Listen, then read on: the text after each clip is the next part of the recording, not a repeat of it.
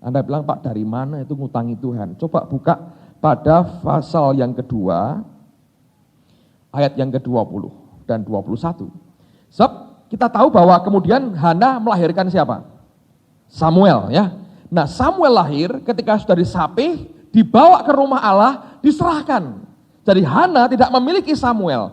Yang dia minta dari Tuhan, dikembalikan ke Tuhan. Nah, waktu mereka menyerahkan itu, dan mereka bolak-balik datang setiap tahun, memberikan Samuel ini pakaian dan sebagainya, suatu hari Imam Eli berkata begini, pasal 2 ayat 20 dan 21.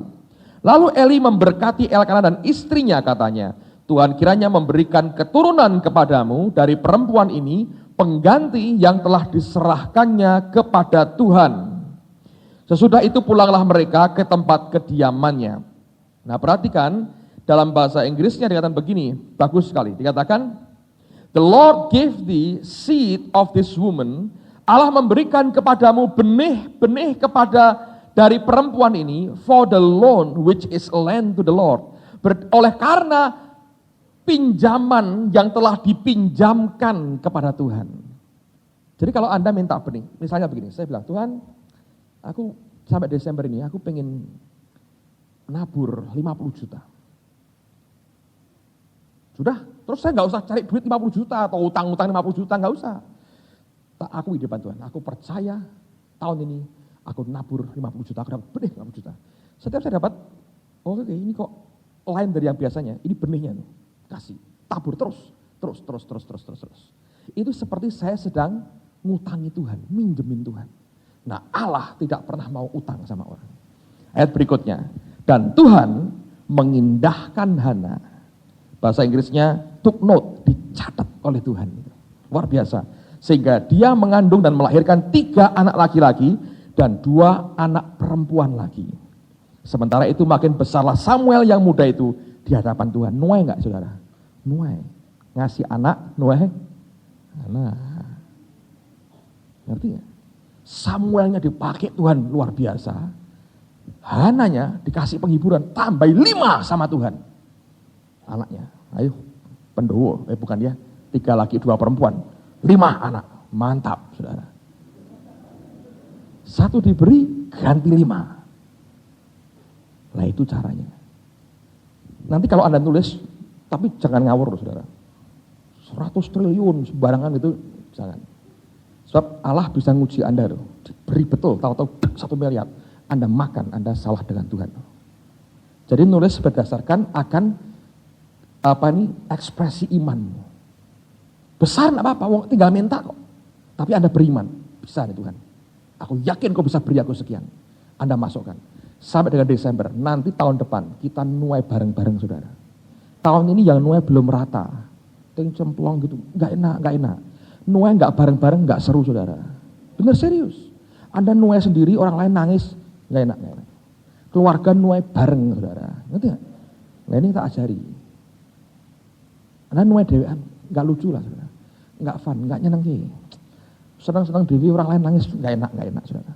Tapi apa, ikut nangis kayak mereka ya? Enggak, aku nuai, enggak apa-apa, aku ya senang-senang. Tapi enggak enak, tetap enggak enak. Rasanya belum gitu loh saudara. Ngerti enggak? Semua, saya mau berdoa, semua nuai. Asal berani. Tidak ada tukang tagih, nanti enggak mungkin Suni atau Pak Mul berkata, maaf Pak ini 100 juta mana? Enggak ada.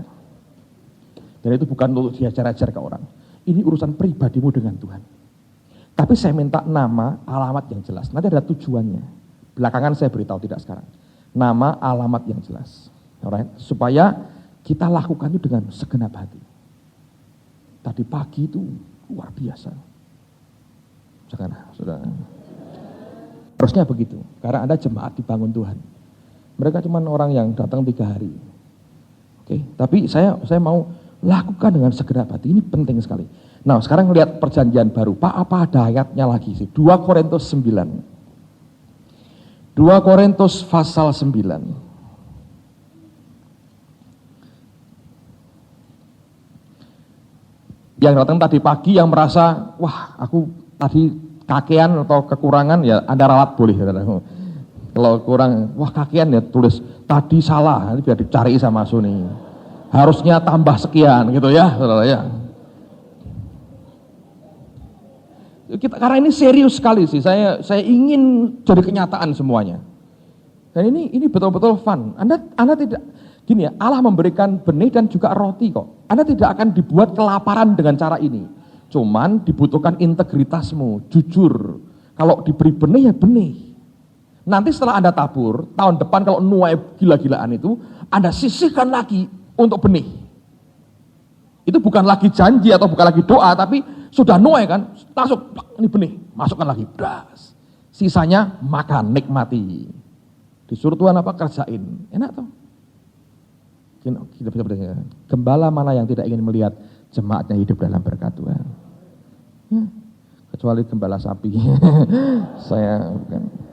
Gembala sapi aja pengen sapinya gemuk-gemuk kok saudara. 2 Korintus 9 ayat 10. Coba kita baca sama-sama ya. 2, 3. Ia yang menyediakan benih bagi penabur dan roti untuk dimakan. Ia juga yang akan menyediakan benih bagi kamu dan melipat gandakannya dan menumbuhkan buah-buah. Jadi yang menyediakan benih siapa? Tuhan. Anda nggak usah kerja keras. Minta, ini tinggal minta kok. Tapi dibutuhkan integritasmu, ketulusanmu, kejujuranmu, dan jangan ngomel. Ucapin perkataan positif. Tiap hari berkata, aku percaya benih itu datang, benih itu bisa aku tabur. Benih itu datang, benih itu datang. Saya yakin ya Anda dengan segenap hati, itu tiba-tiba income Anda akan naik. Begitu naik jangan berkata, hahaha, rok anyar, kredit ini, TV baru ini, jangan dulu. Nah, kalau Anda habiskan itu Tuhan berkata, besok ora usah. Nanti Anda berkata gini, besok minggu depan, oh Tuhan aku minta benih lagi. Tuhan berkata, ora dihapusi meneh, ora usah, katanya repot. Tuhan gak bisa dihapusi saudara. Itu tergantung nanti, itu nguji saudara. Itu Anda nguji dia dan nguji hatimu masing-masing. Itu ada yang nulis gede saudara. Itu dapat nanti ujian. Waduh. Nah, atau Anda iya. Tergantung. Makanya saya nggak mau periksa. Anda kalau masukkan nggak usah. Nah, karena saya minta bukan karena takut dengan orang Anda lakukan, tapi lulus batinmu dengan Tuhan yang betul. Saya nggak urusan rekor di dunia itu nggak perlu. Rekormu di depan Tuhan terus saudara. Karena nanti ngadep Tuhan lu jangan pakai nama saya, nggak ada gunanya saudara. Masing-masing dewi-dewi dengan Tuhan.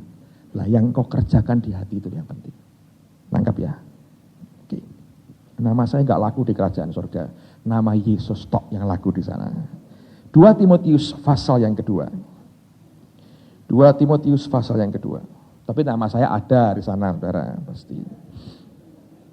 Tapi tidak menyelamatkan orang lain. Nama Yesus saja yang menyelamatkan.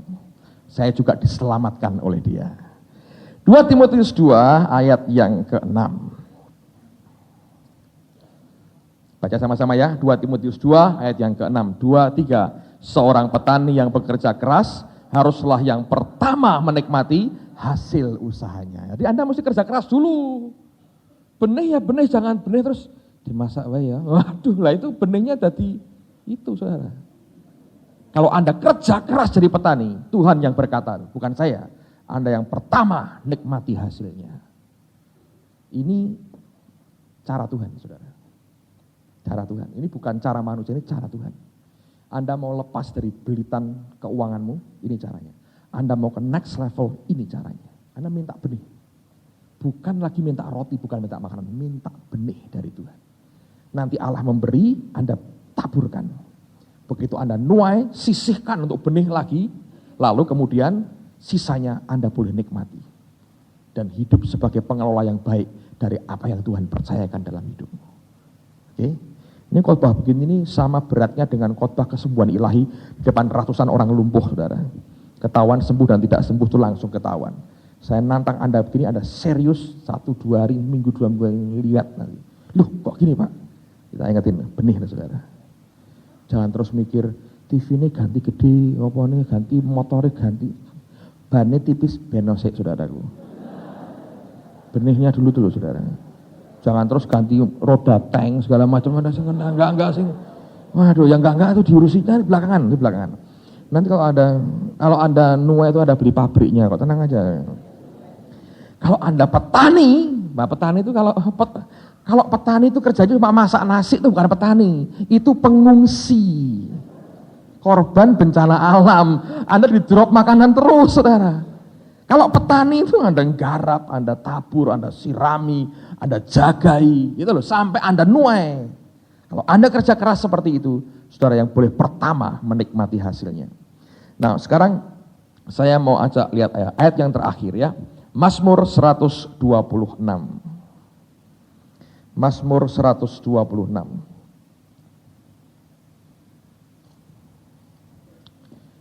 Semua kesulitan itu ada hikmahnya ya. Kalau kita ngalami tekanan-tekanan begitu kadang-kadang bisa menimbulkan understanding, pengertian, pewahyuan baru dari Tuhan. Jadi jangan kita gentar menghadapi semua yang sedang kita hadapi. Ini belum ronde terakhir kalau saudara. Masih punya chance kita untuk berkemenangan dan terus berkemenangan. Mazmur 126.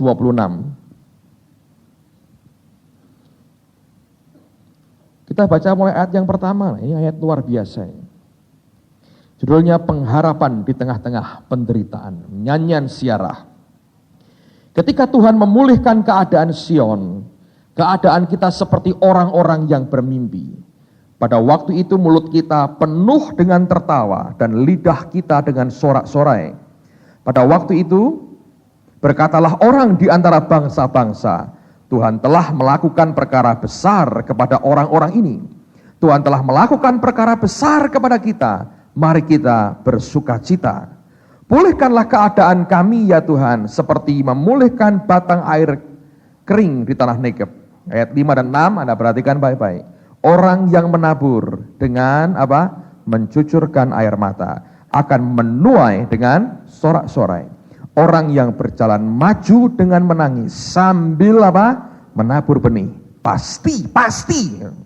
Bukan mudah-mudahan, bukan semoga kiranya, bukan seandainya, apabila, jikalau, tapi pasti pulang dengan sorak-sorai sambil membawa berkas-berkasnya. Kadang-kadang nanti ketika Anda jalani hidup ya, saudara, Anda nulis jumlah tertentu yang besar atau yang apa yang Tuhan taruh di dalam hati saudara, engkau berkata, wih Pak ini ada ekstra ini. Anda harus ingat itu benih. Dan kalau engkau berkata, wah Pak ini seandainya ini untuk ini dulu Pak, enak. Bisa bagaimana gitu loh Pak rasanya. Jangan mikir yang bagaimananya saudara. Mungkin Anda mesti nabur dengan nangis. Aduh Tuhan. Tapi itu benih. Dan benih yang ditabur pasti tumbuh dan berlipat ganda. Nah dengar baik-baik saudara. Saya akan minta nanti kita ambil waktu untuk berdoa. Supaya kita boleh mengerjakan ini dengan segenap hati. Kalau Anda kerjakan dengan segenap hati, hasilnya akan luar biasa. Nah teknisnya gimana? Sederhana. Saya lagi Anda masukkan persembahan seperti biasa, perpuluhan. Nah, ini benih tidak termasuk perpuluhan loh saudara. Perpuluhan itu Anda kembalikan itu hanya Tuhan ya. Itu seperti biasa Anda tahu. Tapi ini bagian dari apa yang engkau mau berkata, ini Tuhan. Nah, tuliskan nama, alamat yang jelas. Kemudian di belakang aja Anda tulis berapa yang engkau mau minta dari Tuhan. Bukan yang diminta Tuhan ini, lain. Yang engkau minta dari Tuhan sebagai benih. Sampai Desember tahun ini. Pak ada proyek apa atau enggak ada proyek gereja yang membutuhkan penggalangan dana. Ini bukan soal penggalangan dana, ini bukan proyek kok saudara, enggak ada. Kita diberkati, kita limpah. Tapi saya mau inilah cara satu-satunya yang bisa dipraktekkan dan membawa dampak besar. Nah sekarang jangan ribut dulu, sembayang dulu, saya meribut beberapa menit, kemudian suami istri rundingan, jangan berantem di rumah saudara, runding baik-baik, tulis angkanya, alright. Kalau masing-masing kerja sendiri, Anda mau sendiri-sendiri, boleh juga nggak masalah. Tulis yang jelas nama dan alamat. Nanti jangan masukkan dulu di kantong, kita akan sembayang. Minta dengan Tuhan benih yang kita tulis. Oke? Mari semua tundukkan kepala kita berdoa.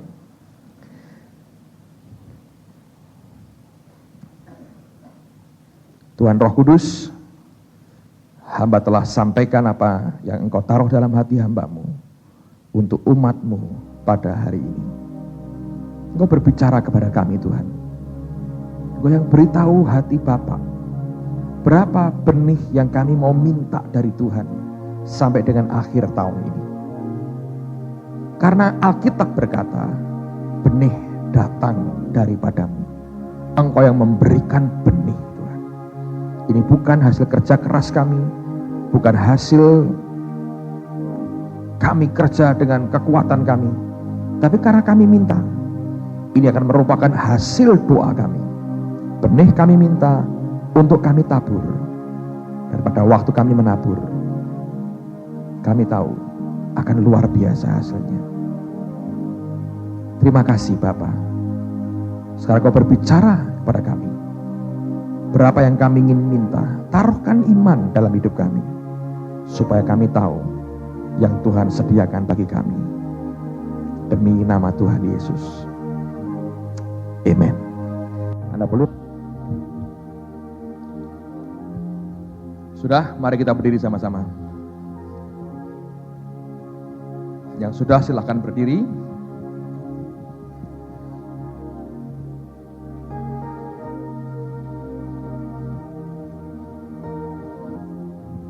Yang belum Anda boleh tulis, kita akan tunggu. Bukankah Dia Allah yang baik, saudara? Saya dorong Anda baca Alkitab, baca firman. Anda akan tahu kebenaran. Ada banyak hal yang masih belum disingkap pada mata kita. Tapi kalau Tuhan menyingkapkan, hasilnya akan luar biasa. Saya minta dengan segenap hati, dengan percaya, dengan iman, Anda tirukan apa yang saya katakan sebagai doa kita. Kita akan minta benih dari Tuhan. Katakan bersama-sama, Tuhan Yesus, terima kasih untuk kebenaran yang aku terima dan aku percayai malam hari ini. Dan sesuai dengan firman-Mu yang mengatakan bahwa benih Engkau yang memberikan. Malam hari ini kami minta benih ini Tuhan. Sampai dengan akhir tahun ini kami minta benih ini. Kami minta kepadamu untuk kami taburkan benih yang daripadamu. Dan aku percaya bukan dengan kerja kerasku, bukan dengan usahaku, tapi oleh karena pemberianmu, aku akan terima benih ini. Dan dalam nama Tuhan Yesus, aku akan taburkan benih ini. Dan aku percaya akan berbuah berlipat kali ganda, 30 kali ganda, 60 kali ganda, bahkan 100 kali ganda. Terima kasih Tuhan. Aku percaya aku taburkan benih ini tahun ini. Dan tahun depan kami semua akan jadi mesin-mesin penuai yang luar biasa untuk kemuliaan nama-Mu. Terima kasih Bapa. Terima kasih Tuhan. Dan terima penyembahan kami juga dengan harta kami malam ini.